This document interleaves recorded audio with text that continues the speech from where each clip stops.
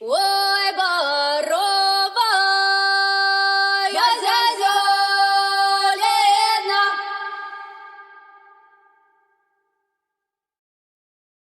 Ой, не кой рано на добро.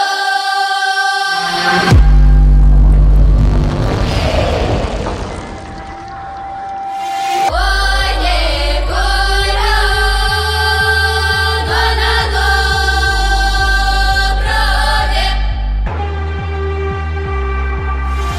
Не по тебе, не молодо.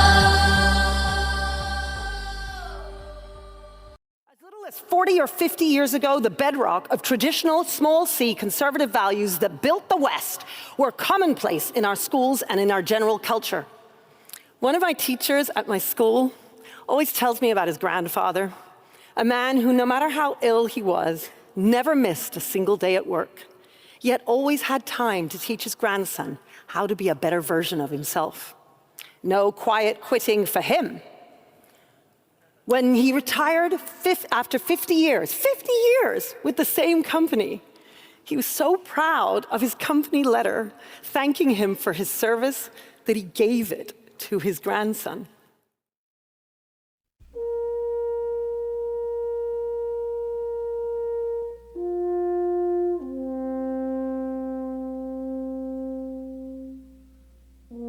Because I don't know how long I'm going to live. I assume I'm going to live until it becomes a success. Because that's the motivation I have to keep me alive and keep me going. The type of interest that he has been able. I often say to him, you know, I owe you a lot, and he doesn't know what I mean, but I'm going to tell him now what I mean. Because if he weren't here, I probably wouldn't be alive today. The fact that he is here and doing what he's doing, and doing as well as he's doing, and improving as he has, gives me the motivation and interest to stay alive. Because I believe that a person dies when they no longer wants to live. Nature is a lot brighter than people think. Little by little, we lose our friends that we care about, and little by little, we lose our interest, till finally we say, well, what the devil am I doing around here? If we have no reason to go on. But I have a reason with Mike here, and he gives me the motivation. I will stay alive, and I will watch him become a success. Because I will not leave until that happens. Because when I leave, he not only will know how to fight, he will not only understand many things, but he'll also be able to take care of himself, because I have good friends like Jim Jacobs and Bill Caton, who are thoroughly and completely honest and competent in every area, who will, I know, continue doing what I have done, and probably a lot better than I've done it. And I know these things, but nevertheless, I have to do my part to keep going as long as I can. And I will do that. And you mark my words, I will live to see him become a success.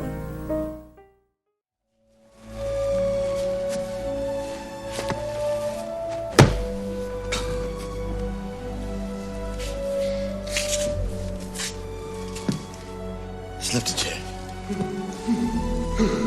Slip the jab. Slip the jab. Slip the jab. That's right. That's it. Hey, I didn't hear no bell. Okay. All right, that's right. Slip the jab. That's it. Mentalize. See that bum in front of you. You see yourself doing right, and you do right. That's pretty, that's very pretty. Time! Ah, come here, Rock. My God, you're ready, ain't you?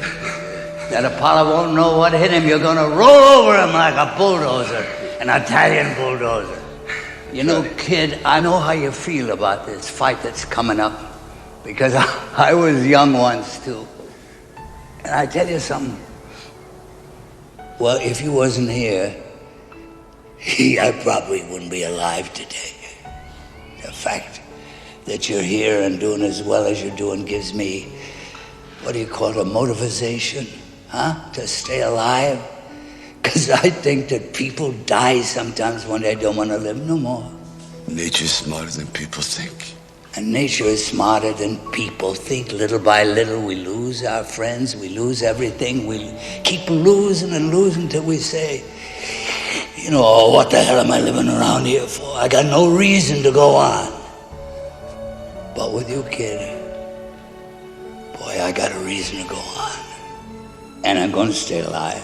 And I will watch you make good. And I'll never leave you. And I'll never leave you until that happens. Because when I leave you, you'll not only know how to fight, you'll be able to take care of yourself outside the ring too. Is that okay? It's okay. Okay. Now I got a little gift for you. Oh, man. No, wait a minute now. Wait a minute. Really, I don't need nothing. Look at this. See that? This is the favorite thing that I have on this earth. And Rocky Marciano gave me that. You know what it was? His cufflink. Huh? And now I'm giving it to you. And it's got to be like an angel on your shoulder, see? And if you ever get hurt and you feel that you're going down, this little angel is going to whisper in your ear. He's going to say, "Get up, you son of a bitch! Because Mickey loves you." Okay? Thanks, Mick. All right. I love you too. Go after him, kid. Go after him. You was the angel. There it is.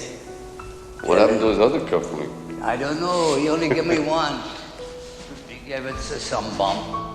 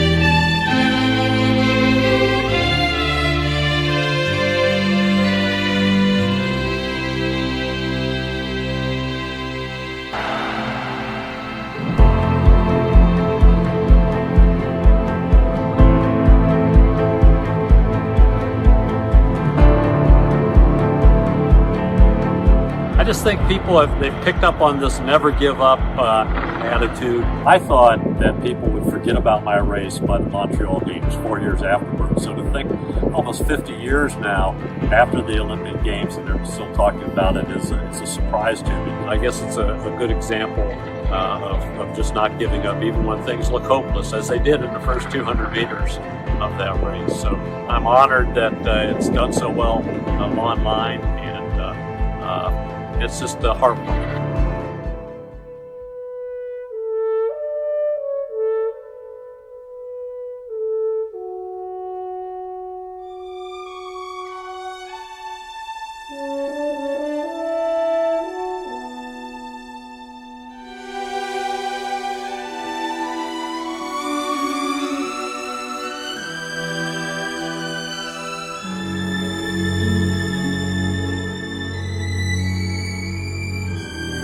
I never think of him as black or white or colored or whatever. To me, he's my boy. He's with me. And for that reason, I just accept them that way. And I think the same thing applies to everybody in the house who lives with him. They all accept him as he is. No, I don't think anybody thinks of him, and I don't think he thinks of them as white or colored, not anymore. I don't think he does. Though I never asked him. I think he just feels that he belongs here and they belong with him. Do you still think of yourself Chinese, or do you ever think of yourself as North American? You know what I want to think of myself? As a human being. Under the sky, under the heaven, man, there is but one family. How are we going to get rid of racism? Stop talking about it. I'm going to stop calling you a white man.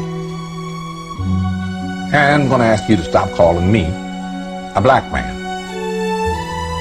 I'm going to stop calling you a white man. And I'm going to ask you to stop calling me a black man.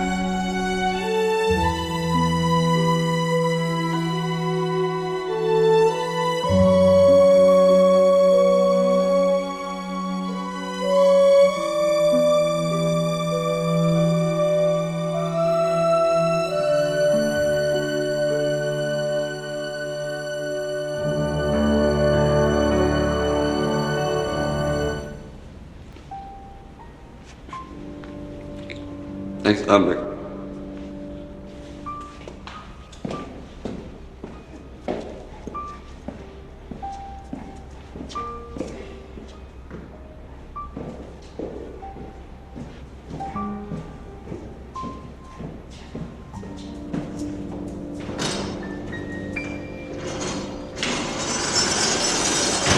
Once upon a time, we all knew that traditional values gave us a chance at a meaningful life.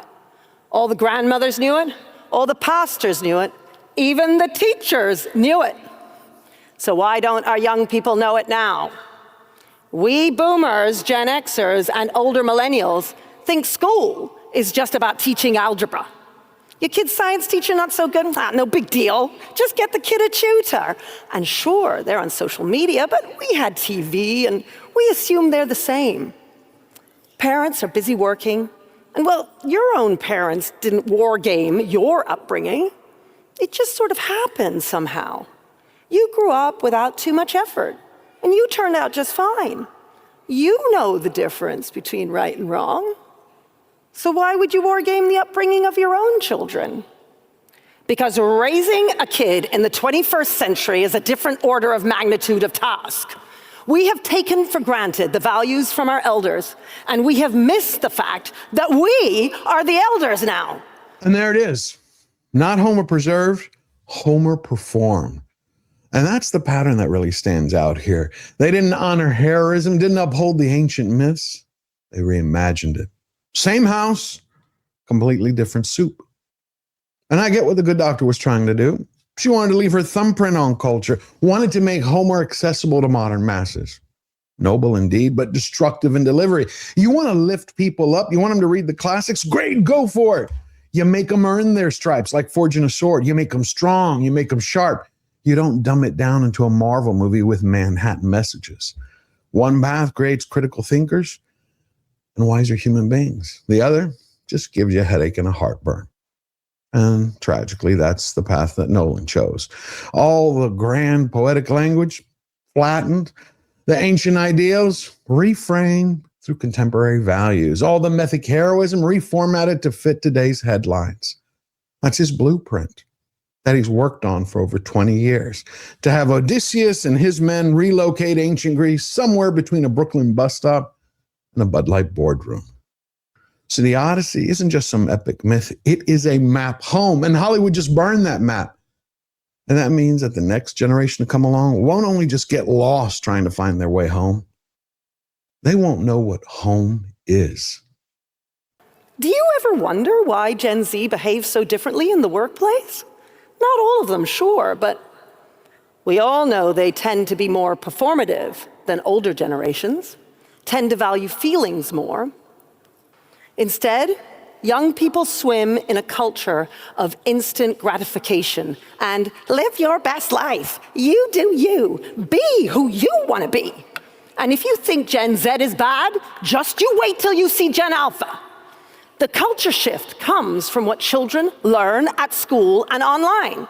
Ask any young person what history they learned at school, and they'll tell you Hitler. Ask them what else? Slavery. Ask them what else? American civil rights. In fact, what little they know of history will be all about black and brown people fighting for equality against the white man, women fighting men for the vote, gay and trans people fighting for various rights. Our young people have been taught that history is simply one long story about various groups struggling under the oppressive dead white man. Out with Dickens, Shakespeare, Kipling, and Wordsworth. We must decolonize. History is taught through an oppressor lens. The triangular slave trade, white men held the power. What about Britain ending the slave trade? More than a quick mention, if at all? No. What of the Arab slave trade that lasted 3 times as long as the triangular slave trade? No. Okay, so GCSE history in Britain is often taught as migration through time. So the idea that Britain has always been a land of immigrants is embedded in our children's heads.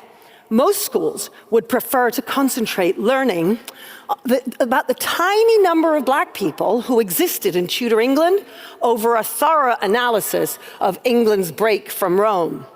Medieval history becomes her story and is told through the eyes of Eleanor of Aquitaine, because after all, she was a woman. Not to mention weeks on King Mansa Musa of Mali, because he was a black Muslim. His bearing on British institutions, laws, and faith is non-existent. And the fact that he is said to have been the richest man in history, thanks in part to his massive slave-owning society, is a detail somehow that teachers rarely ever teach. But it isn't just our schools. It's our general culture, too. Take your kids to a museum or an art gallery in any Western country, and you'll find the same narrative.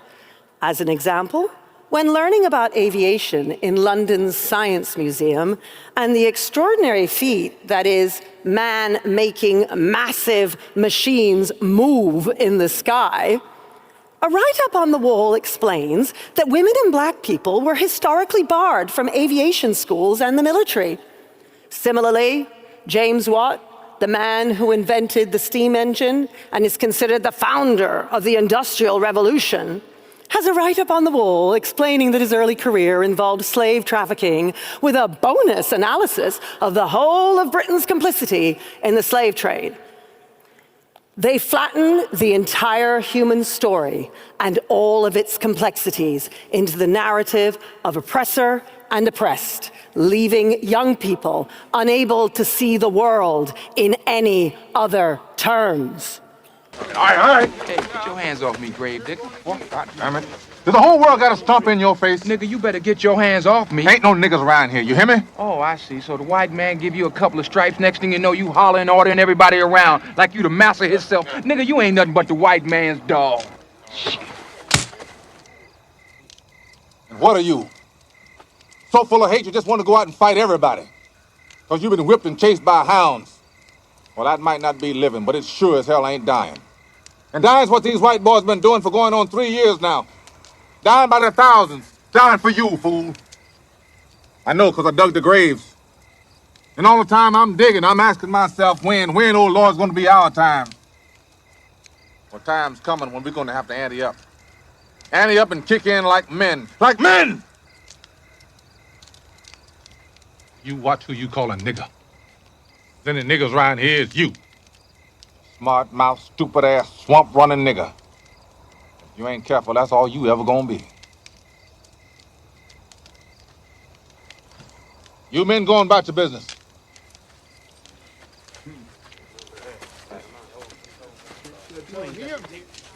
Hey.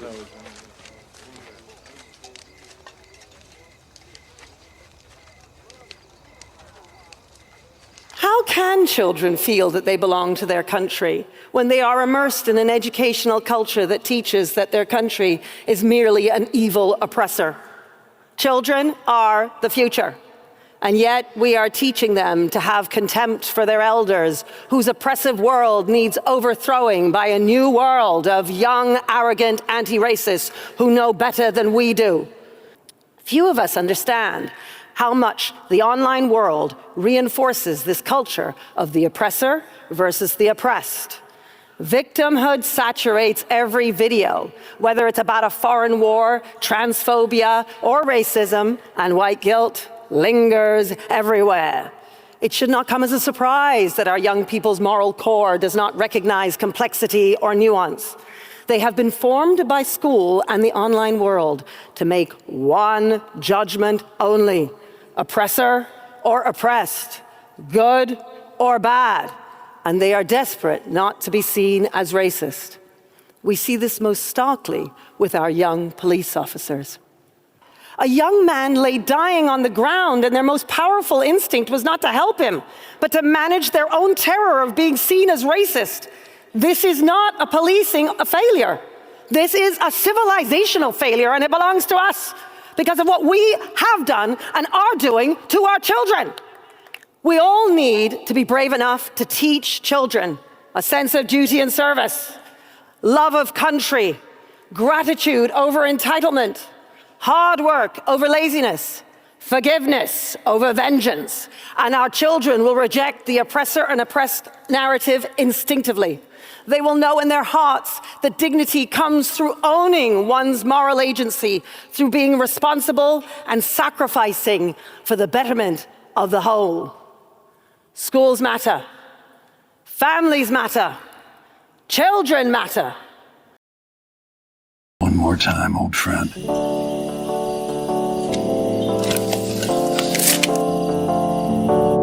How many of us try to consider every angle, every reasoning, every justification, and delve to the truth of the matter, parts of it anyway, from all sides? Channels like mine that hopefully challenge you to ask questions about others, sure, but more importantly about yourself. These are the channels that are ignored. Why ask a question when you can simply demand a solution?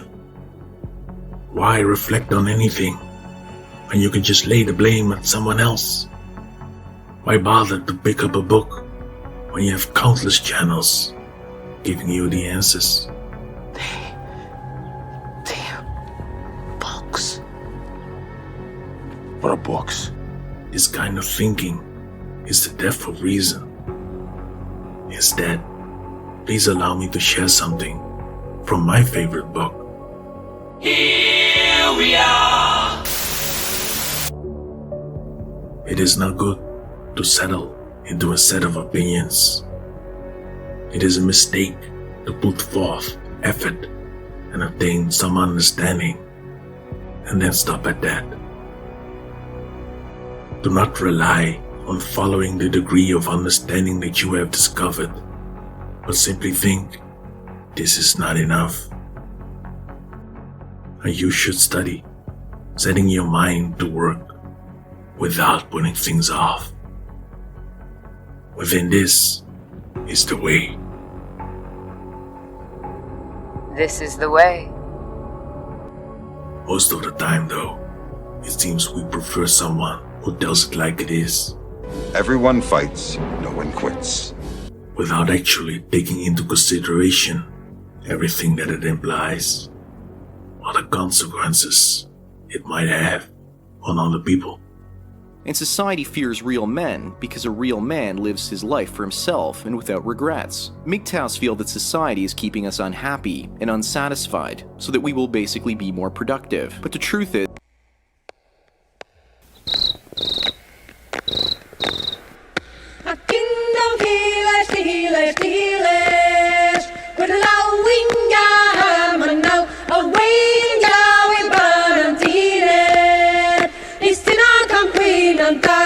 Dico, pandero derido, padero dero, pandero derido, amhoro, pandero derido, padero dero, pandero derido, amhoro, oh, dam dam dam, taccamina mai champere se veide, e c'hai la gui che se le gui, er mahassa scarao es fares ventua, alle reggae non legend unto qui. Padero derido, padero de hero, padero derido, horo, padero derido, padero de hero, padero derido, horo, dum ba dum dum. Real man lives his life for himself.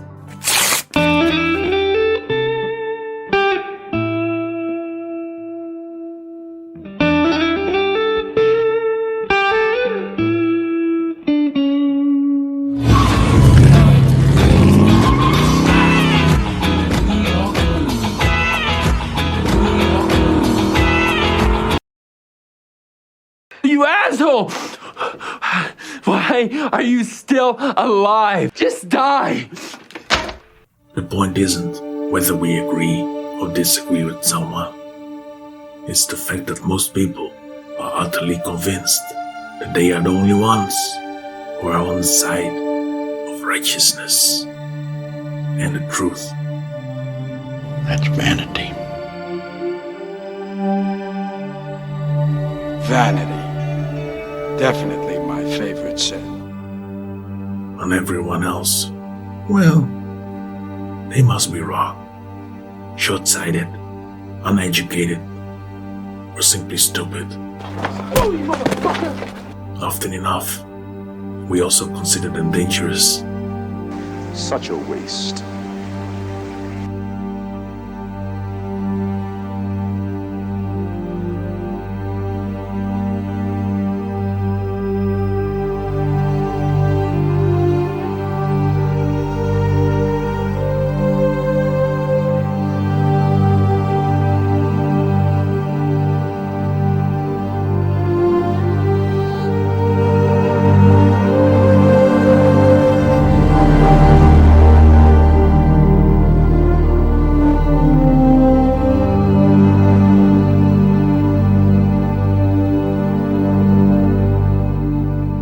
Thankfully, there are still people curious enough to read a few clever quotes. Some will even try to remember them and allow their words to become a part of them.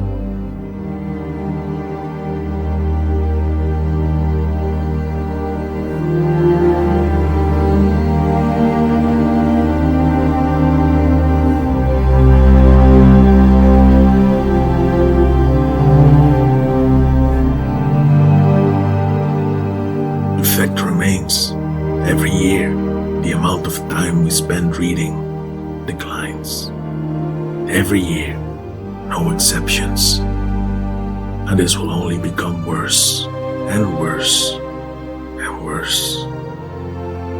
Instead of becoming wise, we become fixed in a way of thinking. 40, 45, 245. Yes. Do you know what country the Great Wall of China is in? Country? Yeah. If you had to guess. Japanese? Yes. Do you know what country the Panama Canal is in? No. If you had to guess, like, what do you think it sounds like it's in? Guess a country. Europe? Do you know who fought in the Civil War? Who fought in the Civil War? Fuck. The Nazis versus Germany. No. Yes. No. I'm gonna say yes, but correct me if I'm wrong. Yes. How many Kardashian sisters can you name? Kendall Jenner, Kylie Jenner, Kim Kardashian, Khloe Kardashian, Kourtney Kardashian. Is that all? That's all. Yeah, that's all of them for sure. Smart. Yeah, dude, you're a genius.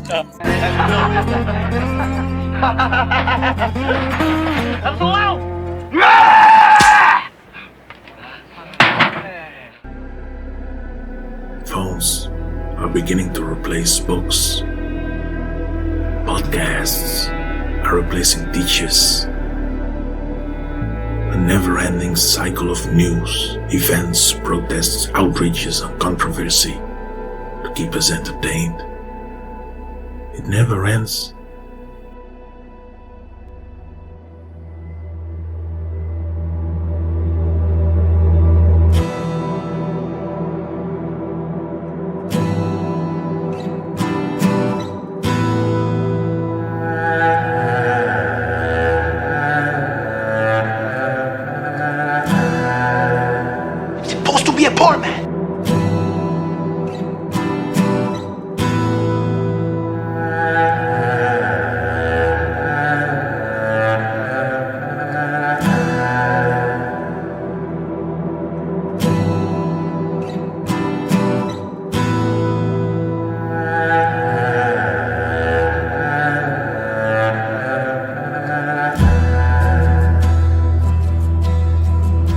That's getting out into the world. That's graduation. See, now you're an adult. Then the first thing is you get into a sales meeting. What they say is, make that quota. And if you do, they're going to give you a higher quota. And if that thing is at the end of the line, it's there, and all the advertisements say, well, by the time you earn this and get that, you'll be able to have the right kind of car, the right kind of speedboat, the right kind of track lot, the right kind of clothes and everything, the right kind of drinks. And you'll be there. And finally, you work along at this, you're earnest, and about the year 45, you end up as vice president of the company. Say, I've arrived. I'm there. But I feel vaguely cheated because I feel just the same as I always felt. I'm there, but I haven't caught up with that thing I was always promised. And suddenly an insurance man comes around and says, wait a minute, you're going to retire at 65. We got a program for you. So that you'll be just right. When you're 65, you'll be able to drop all this business and do what you really want to do. That time you're not interested.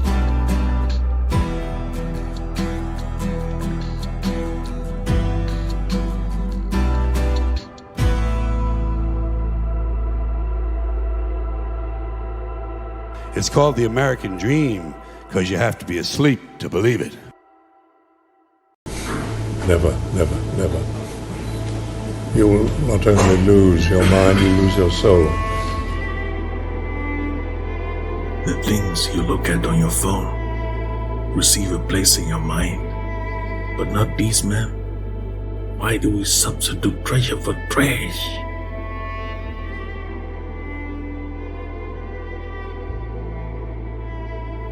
Every person who has elevated him or herself will tell you there are no shortcuts in anything you might deem worthy of pursuing. Whatever you decide to do, you must do it wholeheartedly and with strenuous effort all the days of your life.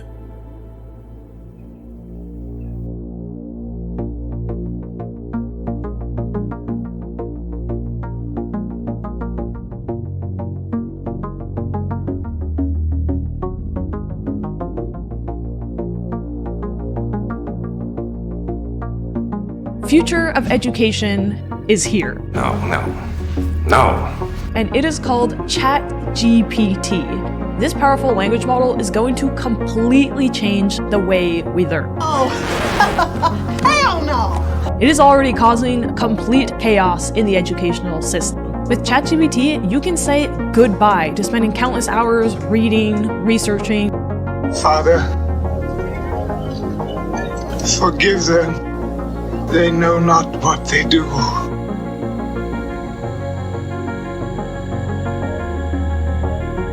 学問しれば自分の頭でものを考えることできるようになる。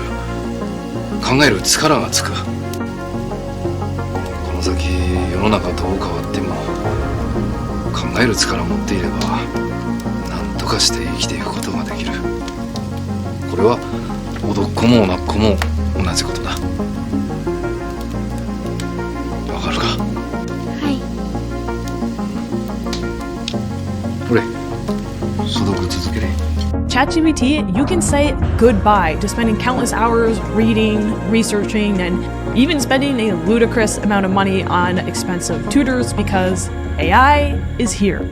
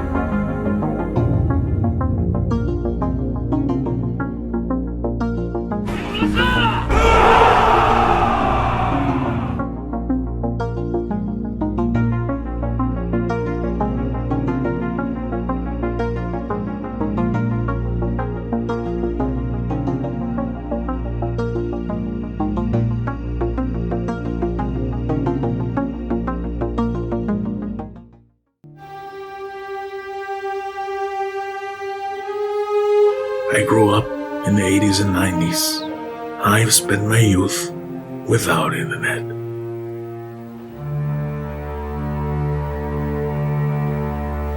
Tonight, you have learned the final and greatest truth.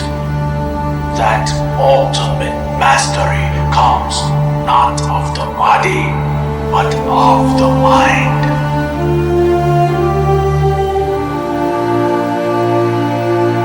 You fight well in the old style.